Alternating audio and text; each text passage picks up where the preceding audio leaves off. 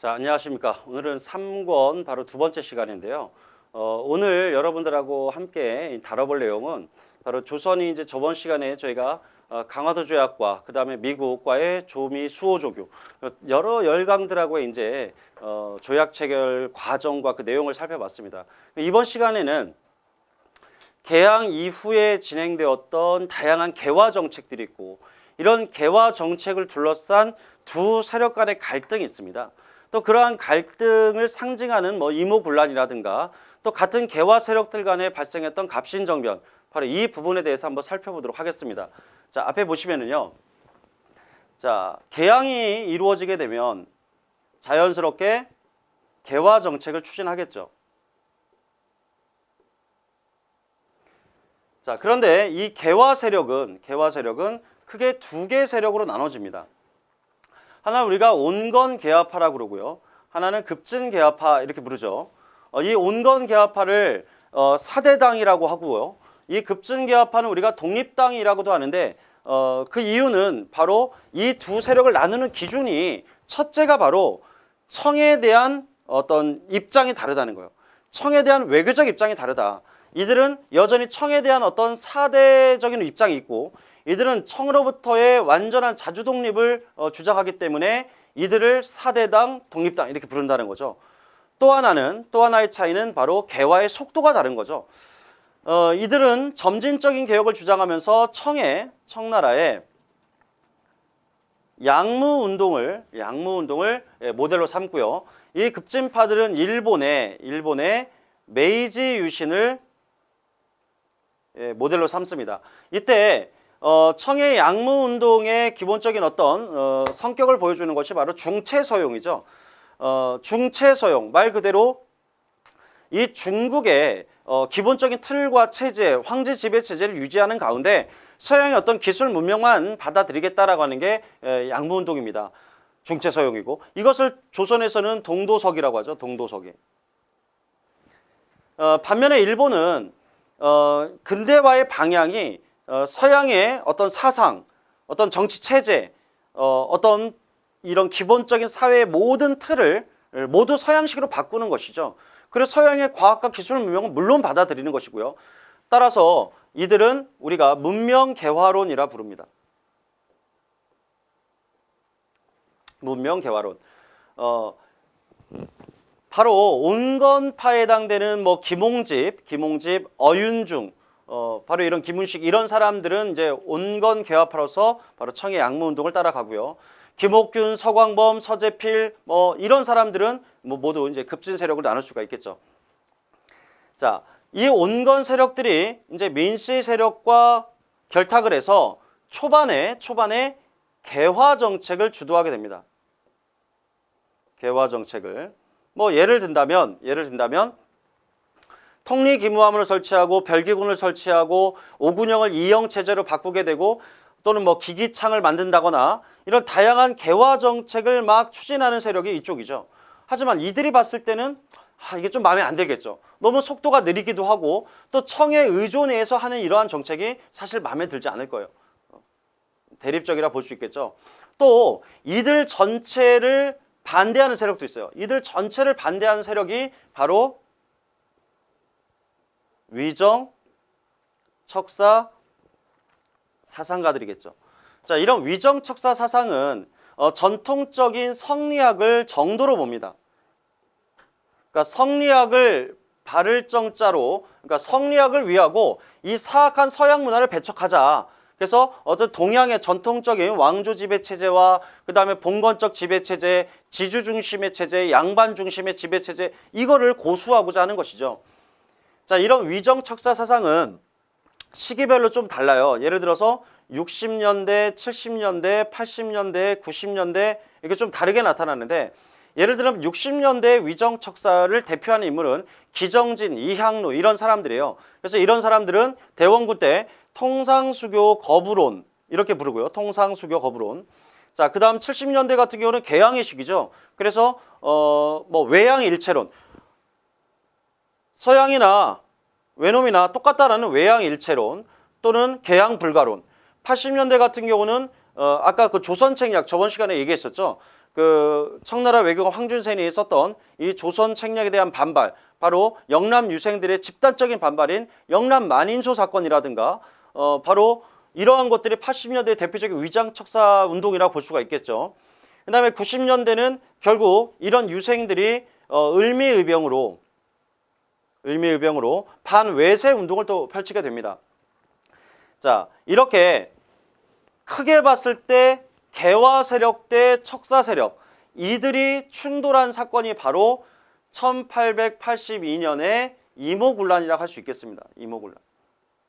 그러니까 이모군란은 작게는 구식군인들의 반란이지만 넓게 본다면 왜 구식군인들이 반란을 일으켰겠습니까? 당연히 개화 정책에 대한 반발이겠죠. 그래서 개화 세력과 척사 세력의 대립, 또 조금만 좁혀보면 민씨 세력 대 대원군 세력의 대립, 더 좁게 보면 구식군인과 신식군인의 대립, 이게 바로 이모군란을 가져온 것이죠. 하지만 이모군란은 결국 청의 개입으로 실패하게 됐고요. 이때부터 청에 의한 내정 간섭이 강화되기 시작합니다. 내정 간섭이. 자, 이 과정에서 바로 이 세력들, 이 급진 세력들이 불만을 품게 된 거죠. 왜냐? 이모군란 때 청의 도움으로 구사일생하게 된 민씨 세력과 온건 세력들을 중심으로 개화 정책을 추구하는 과정에서 이 급진 세력들은 일본과 결탁해서 일본에서 차관을 도입하고 이것을 바탕으로 자신들의 입지를 강화하고자 했으나 결국 차관 도입에 실패하게 되고 이 온건파 세력과 민씨 세력에 의해 어떤 압력이 가해지게 되자 이들은 결국 정변을 일으키게 되죠. 그게 바로 1884년도에 바로 갑신정변입니다. 따라서 이모군란은 개화와 척사의 대립이라면 갑신정변은 같은 개화 세력들 내에서 급진과 온건 세력의 대립이라고 볼 수 있겠는데 갑신정변 또한 결국 청의 개입으로 실패를 하게 됐죠. 그러니까 청의 내정 간섭은 더 강화된 겁니다. 더욱더. 예. 그리고 이 이후에 갑신정변의 결과로 조선에서는 일본군과 청나라 군대가 텐진 조약을 체결하고 모두 이제 떠나가죠. 모두 철수합니다. 하지만 이 이후에 조선을 둘러싼 열강들의 대립은 더 심화됩니다. 예를 들어서 러시아의 남하가 본격화되고 그것을 저지하기 위해서 1885년도에 영국이 거문도를 점령하게 되고, 자, 이러한 과정 속에서 조선은 이제 풍전등화죠. 불합의 이제 촛불입니다. 그래서 조선이 살아남기 위한 방법으로 조선 중립국론이 제기되는 시점도 바로 갑신정변 직후가 되는 거죠. 자, 저희가 교재를 가지고 한번 정리하기 전에 일단 이번 시간에 여러분들한테 제가 설명해야 될 것들에 대해서 가장 간단하게 이렇게 정리를 해봤습니다. 자, 다시 말씀드리면 개화 정책은 크게 두 개의 세력이 있다. 하지만 전반적으로 이 개화 세력에 대해서 이 척사 세력들이 이제 반발을 하게 됐고 시기별로 위정 척사 운동은 좀 다르게 불린다는 것이죠. 그리고 이 두 세력 간의 충돌이 이모군란이고 또 이모군란 이후에 척사 세력들이 이제 위축이 될 거죠. 당연히. 예, 척사 세력들이 위축됐고 그 과정에서 급진과 온건 세력이 대립한 게 바로 갑신정변이라는 겁니다. 자, 이제 교재를 보실까요? 자, 교재를 보시면 자, 정부의 개화 정책, 개화 사상에 그러면 어디부터 우리가 그 뿌리를 찾아볼 것이냐? 개화 사상의 뿌리는 일단 조선 후기의 실학 중에서도 바로 북학 사상, 바로 북학파에 있다고 볼 수가 있겠습니다. 그리고 대외적으로는 이 개화 사상이 청의 영향과 일본의 영향, 양쪽의 영향을 받게 되는데 청에서는 양무운동의 영향을 받게 되고요. 일본에서는 바로 메이지 유신의 영향을 받게 되죠. 이때 청의 양무운동은 이제 우리가 중체서용이라고 부른다고 아까 말씀드렸어요. 그죠? 이쪽이 온건 개화파, 이쪽이 급진 개화파가 되는 것이죠.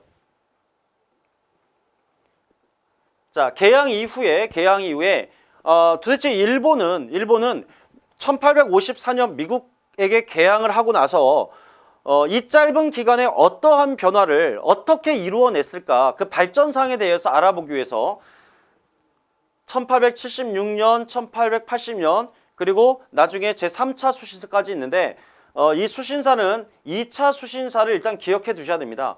자, 2차 수신사로 떠났던 김홍집이 바로 조선 책략을 가져왔고요. 이 조선 책략이 바로 러시아를 막아내기 위한 방략으로서 조선이 청인과 일본과 미국과 이렇게 친분을 좀 맺어야 된다. 친선 외교를 해야 된다라는 이런 내용이었고, 이것 때문에 바로 영남 만인 사건이 일어났다라는 것을 전에도 한번 말씀드렸죠.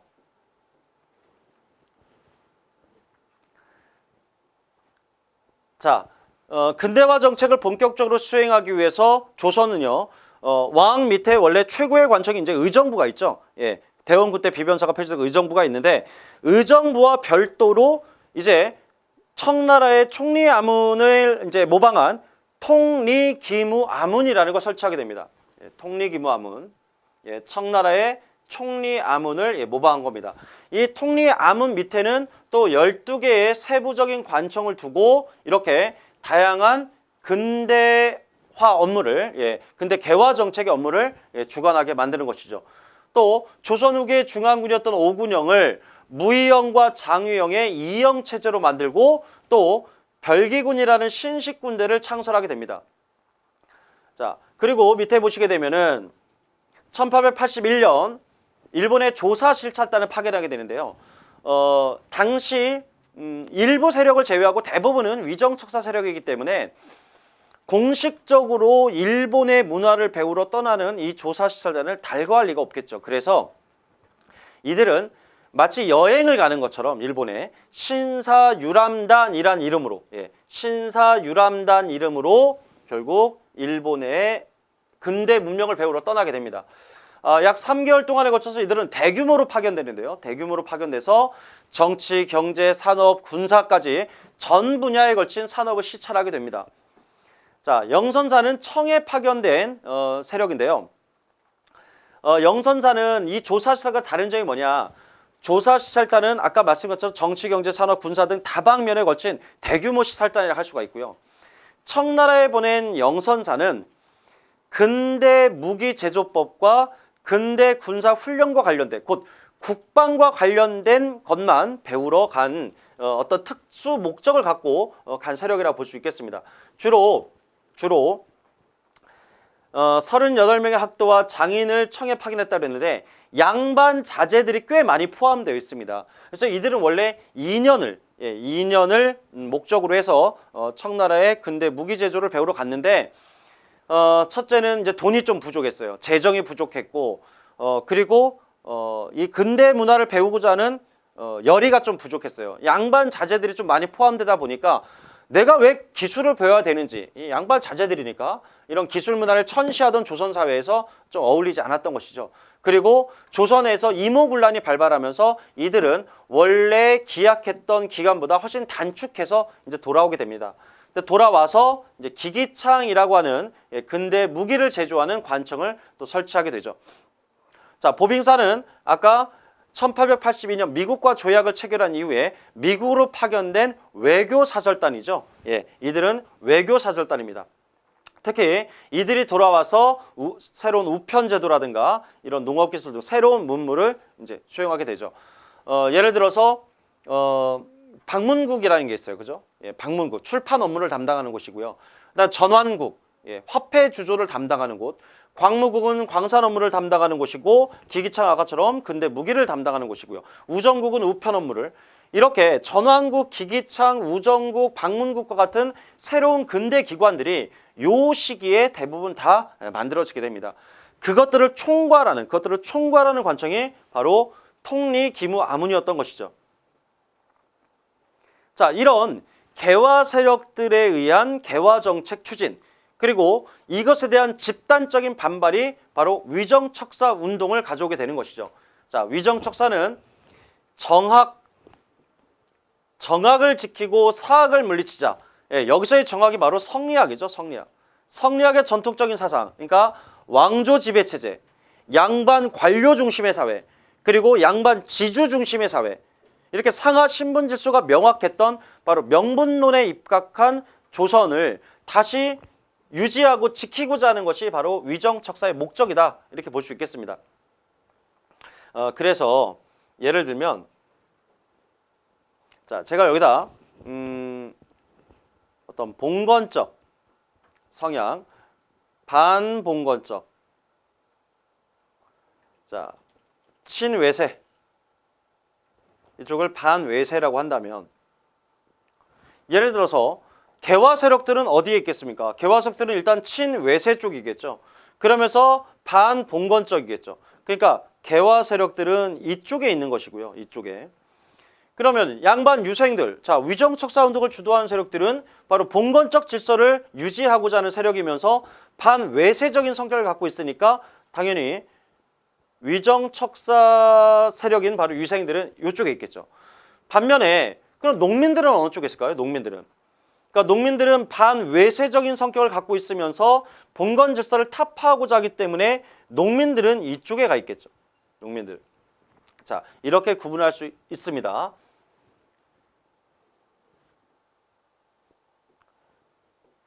자, 금방 말씀드린 것처럼 이런 위정척사는요, 바로 보수적 유생층들에서 주도가 되고요. 1860년대 바로 대원군 집권 시기죠. 대원군 집권 시기에는 이들에 의해서 통상수교 거부론이 이제 제기되기도 합니다.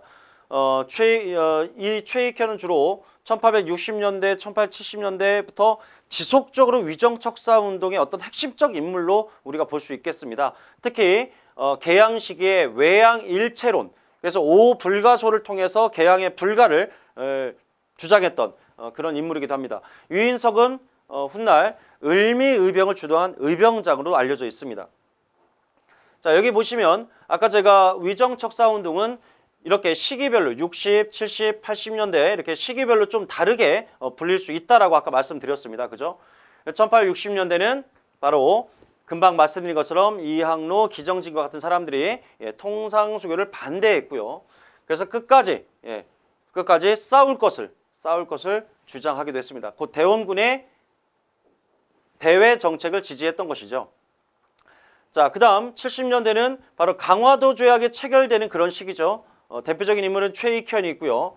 최익현은 외양일체론을 통해서 오불가소를 제출하고 개양을 반대했습니다. 최익현이 제출한 오불가소의 한 부분에 보면 이런 내용이 있어요.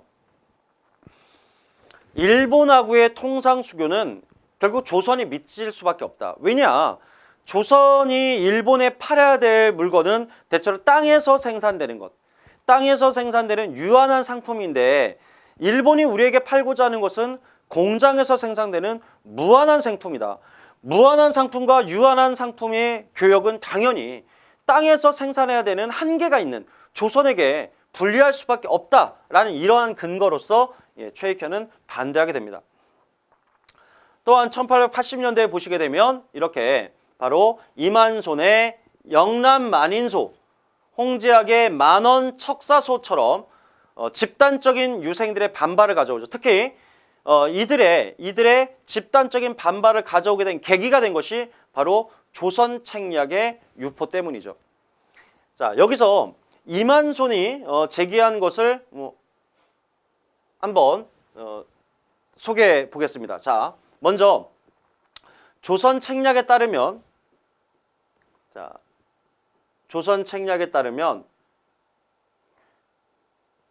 중국, 일본, 미국과 친하게 지내야 된다. 러시아를 막으려면 이렇게 제안을 했었죠. 자, 이때 이만소는 이렇게 반발합니다. 중국하고 친하게 지내라는 건 새삼스러운 일이죠. 수백 년 동안 우리가 중국과 사대를 하면서 중국을 섬겨왔는데 이제 굳이 이들과 친하게 지내는 건 의미가 없다는 거죠. 그동안도 친했으니까. 자, 일본은 임진왜란 이후에 우리의 원수입니다. 철천지 원수죠. 일본하고 우리가 친하게 지낼 이유가 없다는 것이죠. 또 미국은 우리가 잘 모르는 나라입니다. 괜히 남의 나라 얘기를 듣고 청나라 외교관인 황준세의 얘기만 듣고 아직 쳐들어오지도 않은 러시아를 막고자 알지도 모르는 미국을 끌어들이는 건 바로 호랑이를 끌어들이는 거와 다름이 없다는 거죠. 미국이 어떻게 변할지 모르니까. 자, 이러한 근거로서 조목조목 하나하나 이 조선책략의 내용을 이만소는 반박하고 있습니다. 자, 1890년대에는 이제 이것이 을미의병으로 발전하게 되죠. 의병운동으로. 유인석, 이송. 그리고 이러한 의병운동은 이후에 이제 1905년에 을사의병, 1907년에 정미의병으로까지 계속 발전하게 되고요. 또 일제강점기에는 이 국내에서 의병 활동을 하기 힘드니까 이들이 주로 연해주, 만주 지역으로 이동을 해서 주로 무장 독립 운동을 또 지속하게 되는 겁니다.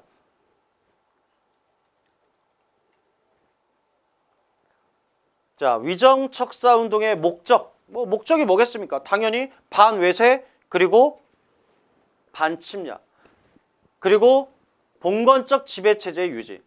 여기 보시면 아까 제가 말씀드렸죠. 양반 지배체제, 양반 중심의 어떤 경제체제, 양반 중심의 신분질서, 이것을 지키고자 하니까 이들은 바로 봉건적 지배질서를 유지하는 거고, 농민들은 이제 반대인 거죠. 이 부분만 놓고 보면 바로 농민들은 반봉건적 성향을 갖고 있으니까요. 하지만 농민과 유생들의 공통점도 있어요. 자, 농민과 유생의 공통점 뭐가 있을까요? 바로 반외세적인 성향이 강하다라는 측면에서는 공통점이라고 볼 수가 있겠죠. 이런 위정척사는 대원군의 개혁정책과 마찬가지의 어떤 평가를 받을 수 있습니다. 먼저 긍정적으로 본다면 외세 침략을 맞서고자 하는, 외세 침략에 맞서고자 하는 어떤 반외세, 반침략적 어떤 민족운동이다, 이렇게 볼 수 있다면, 한계는 국제 정세에 어두웠다는 것이죠.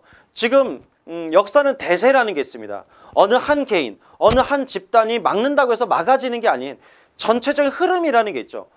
자, 근대화라고 하는 근대사회라고 하는 아주 거대한 세계사적 흐름이 있는데, 이들은 그런 것들을 잘 이해하지 못하고 개화 정책을 추진함으로써 우리가 보다 빨리 근대화를 할 수 있는 그 시기를 놓쳤다. 이런 부분이 어떤 위정척사 운동의 한계라고 볼 수 있겠습니다. 자, 이모군란. 이모년의 군인들의 반란. 여기서 군인은 이제 바로 구식군인이겠죠. 자, 일단 왜 일어나느냐? 보시면 99년대 차별대우 때문이다. 99년들의 월급 급료가 쌀로 나눠주는데 막 밀렸습니다. 그래서 하루는 선해청에서 밀린 급료를 나눠주는데 막 썩은 쌀, 먹지도 못할 쌀, 막 모래, 겨가 섞인 쌀들을 막 나눠주니까 99년들이 가뜩이나 열받아 있는데 이렇게 먹지도 못할 쌀로 주니까 당연히 열받았겠죠. 그래서 이들은 우발적으로 난을 일으키게 되고, 선해청 관리를 때려 죽이고, 일본 공사관에 쳐들어가서 불을 지르고, 결국 경복궁까지 쳐들어갑니다. 자, 하지만 이들의 목적이었던 이제 민비는, 명성황후는 충주로 도망가고 없고요. 그 흥선대원이 아주 잠시 동안 이제 재집권하는 어떤 계기를 가져오죠. 물론 청나라한테 끌려가면 실패를 했지만, 자, 이렇게 구식군에 대한 차별 대우가 이제 원인이었고, 또 구식군인들만 가담한 게 아니라 한양에 살고 있었던 많은 이런 백성들, 특히 빈민들이 많이 참여를 합니다. 왜냐? 개항 이후에 쌀값 폭등으로 빈민들의 삶이 어려워졌기 때문이죠. 그래서 넓게 보면 이 이모군란은 개화 세력 대 보수 세력의 어떤 대립이다, 이렇게 볼 수 있다는 거죠. 자, 금방 말씀드린 것처럼 이 과정, 이 경과 자체는 크게 중요하지는 않습니다. 선해청에서 봉기가 일어났고요. 별기군의 일본인 교관을 살해했습니다. 일본 공사관에 불을 질렀고요. 민중들이 합세해서 결국 경복궁으로 쳐들어갑니다. 하지만 당시 왕비였던 민비는 결국 충주로 도망을 가게 되고, 이것을 수습할 수 없었던 고종은 결국 흥선대원군을 불러들여서 대원군이 일시적으로 다시 재집권하는 계기가 됩니다. 하지만 오래 못 가죠. 왜? 청군이 개입함으로써 대원군을 청나라 텐진으로 압송해 가버립니다. 그래서 이모군란이 종식이 되죠. 자, 결과를 보면 대원군이 일시적으로 재집권함으로써 개화 정책을 중단시키고, 당연히 중단시켰겠죠. 개화 정책을 중단시키고, 개화 정책을 주도해 나갔던 통리감 별기군을 폐지하고, 또 오군영을 다시 부활했지만 청나라가 군대를 파견함으로써 결국 밀란의 책임자인 대원군이 잡혀가고, 결국 민씨 정권이 다시 집권을 하게 된다는 거죠. 온건 세력들과 함께 청의 간섭하에 이제 온건적 개혁을 추진하겠죠. 따라서 이모군란의 어떤 결과라고 한다면 결국 청의 내정 간섭이 강화됐다는 것인데요.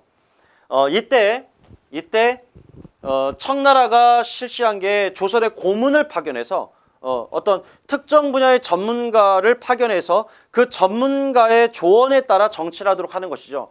바로 이거 우리가 고문 정치라고 하는데요. 이때 파견된 고문이 외교 고문으로는 밀렌도르프가 있고요.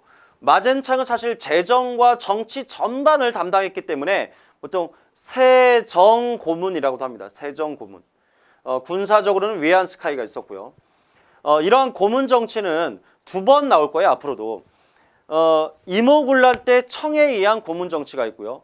그 다음에 국권 침탈기에 보면은 일본하고 우리가 체결한 조약 중에 제1차 한일협약이라는 게 있습니다. 바로 이 제1차 한일협약 때 재정고문으로 메가다 그리고 외교고문으로 스티븐슨, 미국인인 스티븐슨이 이제 파견되는데 이렇게 고문 정치가 청에 의해서 한 번, 일본에 의해서 한 번, 자 청에 의해서 고문 정치가 할 때는 이모군란 이후 그리고 일본에 의한 고문 정치는 제1차 한일협약 이후다. 이렇게 정리하시기 바랍니다. 자 그리고 조청상민 수륙무역장정 바로 이 조약에서 조선이 청의 속방으로 명시가 되고 또 청 상인들의 내륙 진출이 허용됨으로써 이 이후에 조선의 상권이 본격적으로 침탈되는 어떤 계기가 됐다는 거죠. 그래 이렇게 청나라에게 일방적으로 유리한 조약이 체결되다 보니까 일본이나 영국 등 다양한 나라들이 결국 청하고 같은 조건을 이제 요구하겠죠. 그래서 불평대항 조약 체계 확립의 어떤 결정적인 계기가 된 것이 바로 조청상민 수륙무역장정이라는 겁니다. 자, 제물포 조약이라고 하는 것은 이모군란 때 이제 일본인 교관이 살해당했고요. 또 일본 공사관이 이제 불에 탔기 때문에 일본은 이에 대한 피해 보상금, 바로 배상금을 지불하라는 것이고 또 언제 또 이런 일이 발생할지 모르니까 조선에 있는 일본인을 보호할 명목으로 조선에 경비병을 주둔하겠다. 그래서 일본군이 합법적으로 조선에 주둔하게 되는 어떤 계기가 됩니다. 또 이때 박영효가 일본에 어떤 배상금을 지불하러 가는 과정에서 배에서 태극기를 처음 사용했다라는 걸로 알려져 있습니다. 그래서 우리나라의 국기인 태극기가 가장 먼저 공식적으로 사용된 최초의 시점이 바로 제물포 조약 때. 또 조일 수호조교 부록 속약을 체결하게 되죠. 자, 이 속약에 따라서 청나라 상인들이 아까 조청상민 수륙무역장정으로 내지무역이 허용되니까 일본 상인들은 이것을 개정함으로써 속약을 체결함으로써 10리를 50리로 50리를 다시 83년에는 100리로 이렇게 확장을 하게 됩니다. 결국 아까도 제가 계속 반복해서 말씀드리지만 이모군란 이후 조청상민 수륙무역장정이 체결된 이후 조선의 상권은 본격적으로 침탈당한다. 예.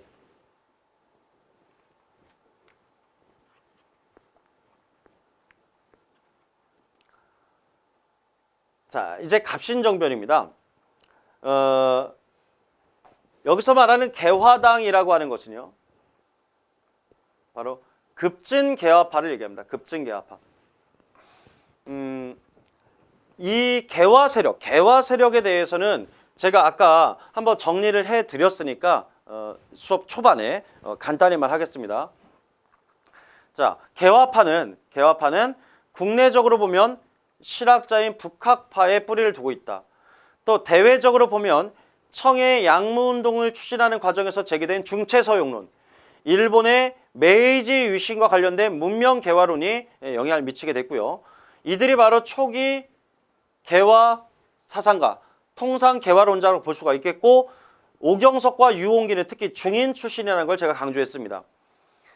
이 오경석과 유흥기가 육성한 바로 개화 세력들이 김옥군, 박영효, 6.1증 등 이러한 세력들이 있는 것이고요. 자, 이들을 크게 2개로 나누면 이렇게 나눌 수 있는 겁니다. 제가 아까 이들을 2개로 나눌 때 첫 번째 기준, 청에 대한 외교적 입장이 다르다. 그죠? 청에 대한 외교적 입장이 다르다라고 봤을 때 이들이 사대당, 이들이 독립당이 되는 거고요. 개화 정책의 추진 속도가 좀 다르다. 그래서 이들이 온건, 점진적 개혁이고 이들이 급진적 개혁이 되는 거죠. 하지만 주로 이 온건 세력들에 의해서 개화 정책이 추진됩니다. 왜냐하면 이들이 바로 민씨 정권과 결탁이 되어 있기 때문이겠죠. 또한 이들을 점진적 개혁이기 때문에 개량적 개화론이라고도 부르고요. 계량적 개화론. 단 이거와 이제 반대되는 게 변법적 개화입니다. 변법적 개화는 정치 체제부터 근본적인 나라의 틀을 바꾸는 것이죠. 따라서 이쪽 급진파들을 보시게 되면은 청의 4대 정책 일단 반대하고요. 또 문명 개화론의 바탕을 둔 급진적, 바로 변법적 개화론을 강조하고 있습니다. 또한 일본이 메이주신을 추진하는 과정에서 의회 중심의 정치, 왕은 있으나 왕이 아닌 의회 중심의 정치, 바로 입헌군주제를 추진했는데요. 바로 급진 세력들이 추구하고자 했던 정치 체제가 바로 입헌군주제에 있습니다. 따라서 입헌군주제는 갑신정변 때 혁신정강 14개조에서 한번 주장이 되고요. 제기가 되고, 또 훗날 독립협회가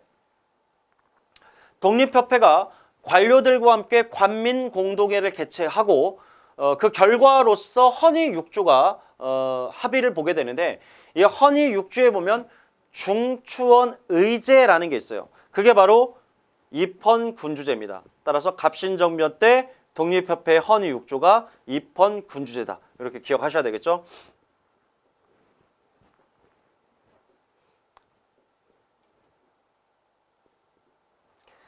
자, 이모군란 이후에 조선에서는 청의 내정 간섭이 강화됐고, 청과 결탁한 민씨 정권과 온건 세력들에 의해서 개혁이 추진되고 있죠. 따라서 이거에 반발했던 급진 세력들이 일본으로부터 차관을 도입해서 자신들이 주도하는 어떤 개혁을 추진하고자 했으나, 일본에서 주기로 했던 이 차관 도입이 실패로 끝나고 온건 세력들이 급진 세력들을 압박했기 때문에 이 급진 세력들은 1885년도에 계획되어 있었던 이 정변을 1년 앞당겨서 좀 더 준비가 덜 된 상태에서 1884년에 바로 갑신정변을 일으키게 됩니다. 이 부분은 그냥 한번 읽어보시면 될 것 같고요. 자, 아까 제가 말씀드린 거 보면 일본 정부로부터 약 300만 원의 차관을 도입해서 이걸로 군인을 양성하고자 했지만 차관 도입에 실패한 것이죠. 그리고 친청파의 압력을 받았기 때문에 김옥균이 급진 세력들이 조금 더 서둘러서 정변을 일으키게 됐고, 그것이 결국 이제 실패 원인으로 작용하는 것이죠. 마침 갑신정변을 일으키게 된 계기가 된 것을 보면은 당시 인도 차이나 반도에서 지금의 이제 베트남, 라오스, 캄보디아 이런 나라들이죠. 자, 요 지역은 청나라가 오래전부터 영향력을 행사해 왔던 곳인데, 잘 알다시피 프랑스가 이 인도 차이나 반도를 이제 식민지화 시키기 위해서 청나라와 프랑스 사이에 전쟁이 일어납니다. 곧 청푸 전쟁이 일어난 거죠. 청푸 전쟁이 일어나면서 조선에 주둔하고 있던 청나라 군대가 떠납니다. 자, 기회는 이때다. 급진 세력들이 생각했겠죠. 청나라 군대의 일부가 조선에서 빠져나가면서 일본군의 지원을 받아 정변을 성공시킬 수 있다라고 이제 생각을 한 겁니다. 그래서 친청 세력의 탄압, 조선에 주둔하고 있던 청나라 군대 일부 철수, 자, 이것을 기회로 삼아서 정변의 계획을 세웠다는 겁니다. 이때 김옥균 중심의 어떤 사조직이 이제 충의계라는 게 있습니다. 충의계는 중요하지 않고요. 우정국이 문을 여는 날, 그러니까 우정국 개국 축하연 때 김옥균을 위시한 이 급진 세력들이 정변을 일으켰어요. 그래서 온건 개화 세력 제거하고요, 일부 제거하고 경복궁에 가서 고종에게 거짓을 이제 고하죠. 온건 세력들이 정변을 일으켰다 이렇게 거짓을 고하고 이 고종을 피하도록 한 다음에 그 틈에 이 급진 세력들이 결국 고종의 옥세를 받아서 개혁 정치, 바로 혁신정강 14개조를 발표하고 개혁 정치를 단행했으나, 조선에서 떠났던 청나라 군대가 생각보다 일찍 돌아오면서 단 3일 만에 정변은 끝나고 맙니다. 그래서 우리가 3일 천하라고 얘기를 하겠죠. 보시면은 우정국 개국 축하연 때 4대당 요인들 일부를 살해하고 국왕의 거처를 옮기게 한 후에 개화당 정부를 수립하고 14개의 정강을 발표했다. 우리가 이거를 혁신정강이라고 부릅니다. 혁신정강 14개조. 그래서 이 혁신정강 14개조를 통해서 이들이 추진하고자 했던 개혁이 어떤 것인지를 한번 살펴볼 수 있습니다. 결과적으로 말한다면 이 갑신정변은요, 우리나라 최초의 근대적 정치개혁 운동입니다. 최초의 근대적 정치개혁 운동. 특히 아까 말씀드린 것처럼 입헌군제를 추진하고자 했다라는 부분이 이제 가장 중요하겠죠. 1조에 보시면 대원군을 빨리 귀국시키고 청해대에 행하던 조공을 폐지한다. 자, 이들은 독립당입니다. 청에 대한 외교관계를 청산하고자 했죠. 따라서 대원군이 이뻐서 돌아와라 이게 아니죠. 대원군은 척사 세력이니까 급진 세력에 보면은 반대쪽에 있는 사람입니다. 하지만 대원군보다도 이 급진 세력들이 빨리 척결해야 되는 것은 바로 청과의 외교관계, 청에 대한 사대관계를 청산하는 게 보다 더 시급하다라고 생각했겠죠. 또 문벌의 폐지, 인민평등은 이것이 바로 신분제의 폐지입니다. 훗날 이것이 가보개혁에 반영이 되죠. 내시부를 없앤다, 또 규장각을 폐지한다, 이런 부분이 이제 왕실의 권위를 좀 약화시키고자 했다는 것을 알 수가 있고요. 대신과 참차는 의정부에 모여 정령을 의결하고 반포한다. 자, 이 부분이 바로 의정부를 의회식으로 운영하겠다, 내각으로 운영하겠다라고 하는 입헌군주제적 성격이 드러나는 부분이라고 볼 수 있겠습니다. 자, 다시 말씀드리지만 왕의 전제정치, 외척의 국정사를 맡고 내각제도를 확립한다. 이 내각, 바로 의정부를 의회식으로 개편함으로써 입헌군주제를 추진하고자 했다라고 하는 것이 중요하기 때문에 이 부분에 방점을 좀 찍겠습니다. 또 조심하셔야 될 부분 중에 하나가 지조법 개혁입니다. 여기서의 지조법, 왠지 지자가 들어갔으니까 이거 토지제도의 개혁이 아닐까? 아닙니다. 예, 이것은 조세제도의 개혁이고요. 이것 또한 가보개혁의 일부 반영이 되죠. 따라서 2조와 요 3조는 동학농민운동 당시 농민들의 요구사항과도 일치하고 가보개혁에도 반영됐다는 측면에서 좀 의미가 있습니다. 또 해상공국을 총괄하는 기관, 보부상의 특권을 보고 직권성에 선발을 했던 이 해상공국 혁파. 자, 해상공국은 보부상 업무를 지원하던 그런 단체입니다. 당연히 보부상들이 이 갑신정변 세력들, 급진 세력들에 대해서는 당연히 반발했을 거예요, 그죠? 그래서 나중에 갑신정변이 실패하고 이 급진 개화 세력들은 외국으로 망명을 합니다.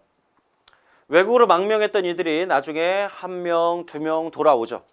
돌아와서 독립협회를 만들게 돼요. 독립협회. 그런데 이 독립협회를 해산하는 과정에서 주도적 역할을 했던 게 바로 황국협회죠. 바로 황국협회는 보부상 집단입니다. 왜 보부상들이 독립협회를 해산하는 데 앞장섰느냐? 자, 이때부터 앙숙이라고 볼 수 있겠습니다.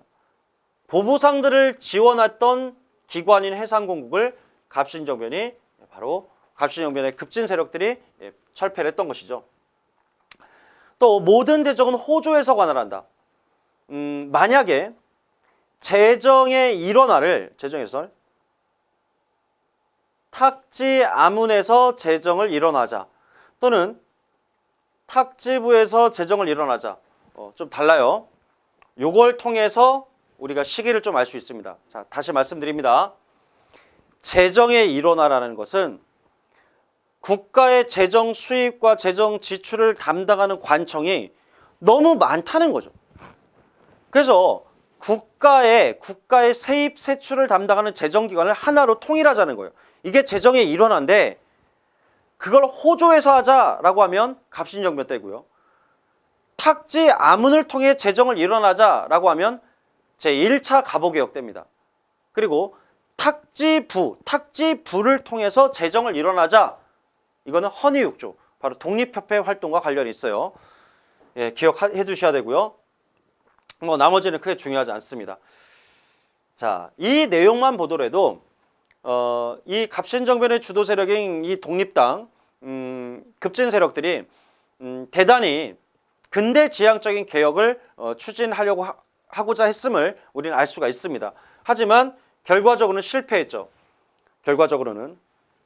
왜냐하면 청나라 군대가 일찍 개입하게 되었고요. 일찍 개입하게 되었고 또 그리고 고종이 이 개화당의 개혁 조치를 무효 선언을 해버렸고 가장 중요한 것은요. 정변 실패의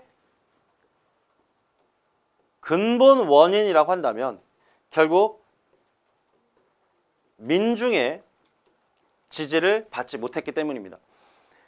내용을 보시면 아시겠지만 백성들에게 해가 되는 게 하나도 없어요. 물론 토지제도의 개혁이 빠져 있다라고는 하지만 조세제도의 개혁이라든가 문벌의 폐지라든가 백성들에게 나쁠 게 없죠. 하지만 이 개화당 세력들의 개혁 내용이 무엇인지 또 그들이 무엇을 추구하는 것인지 민중들은 알 수가 없었다는 거죠. 한마디로 홍보가 부족했던 것이고요. 민중을 자기 세력으로 포섭하거나 끌어들이지 못한 것이죠. 자, 이것이 가장 갑신정변의 실패의 근본 원인이다라고 할 수 있겠습니다. 따라서 훗날 독립협회가 결성됐을 때 독립협회 회원들은 이 실패를 거울 삼아서 토론회라든가 강연회라든가 또는 만민공동회를 통해서 민중들을 흡수하고자 하는 노력을 그래서 강조하게 되는 겁니다.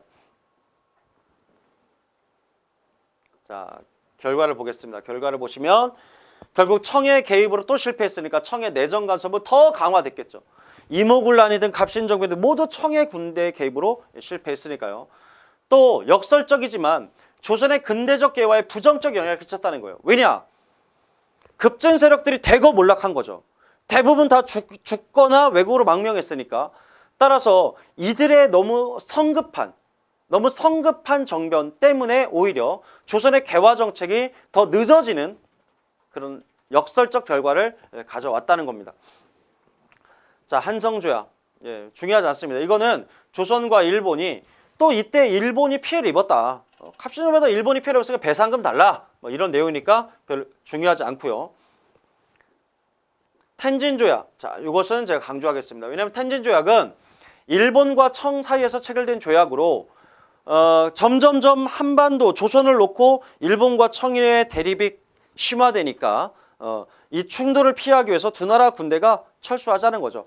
나중에 조선으로 군대를 보낼 일이 있으면 상호 간의 연락을 통해서 함께 보내자 이렇게 약속을 한 겁니다. 그래서 나중에 동학농민운동 당시에 조선 정부가 청나라에게 원군을 요청했을 때 일본군이 함께 온 이유가 바로 이 텐진조약 때문이죠. 텐진조약. 자, 다음 이 부분은 이제 갑신정변의 정치 사회 부분에서의 어떤 특징을 정리해 놓은 것인데요.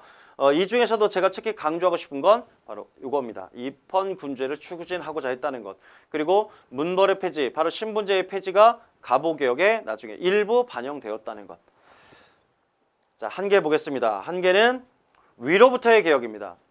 동학농민운동의 아래로부터의 민중들에 의한 아래로부터의 개혁이라면 이 갑신정변은 아주 일부 소수의 정치 엘리트들 중심으로 단행된 위로부터의 개혁이고 그렇기 때문에 민중을 지지 세력으로 포섭하지 못했다는 겁니다.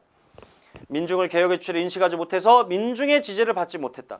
이것이 가장 큰 실패 원인이고 토지제도에 관한 개혁이 없다는 것. 예, 이것도 한 가지 문제라고 볼 수 있겠죠. 또 청으로부터 벗어나겠다라고 해놓고서는 그 일본에게 자꾸 의존하려는 그런 경향을 보이고 있죠. 이 급진 세력들이. 따라서 외세 의존적인 어떤 개혁이라는 측면에서도 결국 한계를 지니고 있습니다. 자, 갑신정변 1884년입니다. 갑신정변 직후에 발생했던 상황을 보면 자, 러시아의 남하 정책이 본격화됩니다. 당시 지금의 그 중동 지역에서는 아프가니스탄 지역을 놓고 영국과 러시아가 한참 전쟁을 벌이는 그런 시점이죠. 예, 그런 시점에서 러시아가 연해주를 차지하고 본격적인 남하 정책을 추진하게 되자 결국 영국은 러시아의 남하를 저지하기 위해서 조선의 거문도라는 섬을 약 1년 6개월 동안 불법 점령하는 사건이 일어납니다. 그래서 한반도를 둘러싼 청일 간의 대립뿐만 아니라 러시아, 영국도 개입하게 되면서 한반도는 위기에 처하게 된 것이죠. 그래서 갑신정변 직후에 나타나는 어떤 상황을 보면은 자, 러시아는 조선과 통상조약을 체결하고 육로통상조약을 체결하면서 점점 남하 정책을 본격화했다는 것. 그래서 이것 때문에 영국이 거문도를 불법 점령했고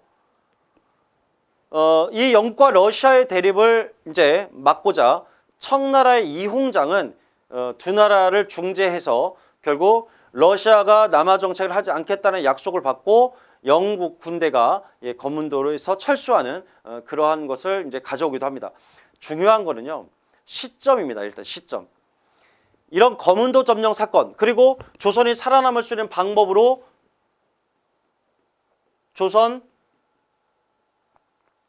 중립국론이라고 하는 게 제기가 되는데 이게 모두 갑신정변 직후에 있었던 일이라는 것, 이걸 기억하셔야 됩니다. 다시 말씀드리지만 영국이 거문도를 점령한 것은 러시아 때문입니다. 여기도 그냥 한번 읽어보시면 되고요. 특별할 게 없습니다. 보시고 자, 이 부분은 제가 강조할게요. 한반도의 중립화론이 대두되었다. 바로 영국의 거문도 점령 사건을 계기로 해서 나타난 현상이고요. 독일 영사 부들러라든가 유길준, 김옥균, 자, 이 세 사람이 대표적인 중립화론자인데 방식은 조금씩 달라요. 예를 들면 독일 영사 부들러는 스위스식의 영세 중립화론이고 유길준 같은 경우는 강대국이 보장하는 가운데 중립국을 유지해 나가자. 이런 얘기지만 이런 세세한 차이는 중요하지 않습니다. 다시 말씀드리지만 이 부분에서 중요한 것은 이 중립화론이 대두된 시기 그리고 계기입니다. 중립화론이 대두된 시기 갑신정변 직후 1885년 이후가 되는 것이고 그 계기가 되는 사건이 영국의 거문도 점령 사건이라는 것이죠. 그것만 기억하시면 될 거예요. 자, 그리고 이모군란과 갑신정변으로 청의 정치적 내성 간섭이 심화되었죠. 따라서 이때부터 일본은 정치보다는 조선에서의 경제적 침략을 보다 강화하게 됩니다. 자, 일본의 경제적 침투, 바로 이모군란 갑신정변으로 정치적인 입지가 약화된 것이죠. 청의 정치적 입지가 강화된 반면 그래서 일본은 경제적 침략에 좀 집중하게 된 것이죠. 이때 일본과의 무역 방식을 보면 초기에는 거류지 무역입니다. 거류지 무역. 그리고 영국산 면직물을, 자, 여기 조선이 있으면, 자, 일본이 있습니다. 자, 일본이 초기에는 조선에게 면직물을 파는데 이 면직물이 영국산이에요. 그러니까 영국산 면직물을 조선에 수출하고 조선에서는 주로 곡식을 수입해 간 것이죠. 그리고 거리주의 무역의 형태를 띠고 있고요. 거리주의 무역. 그런데 점차 후반으로 가게 되면은 영국산 면직이 아니라 일본은 자국산, 그러니까 일본에서 생산한 일본산 면직물을 되팔고 그리고 조선에서 곡식을 또 가져가는데 이때는 거리주의 무역이 아니라 일본인이 직접 내륙으로 진출해서 무역을 한다는 게 특징입니다.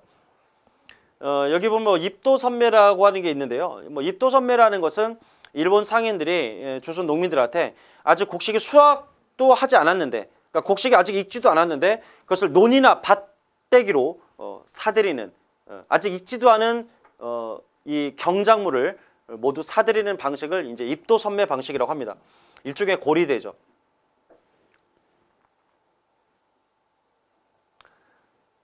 자, 그리고 이 부분을 보시면요, 원래 조선에 대한 무역권을 놓고 보면 청과 일본은 그 비율로 봤을 때 대략 1대9였습니다.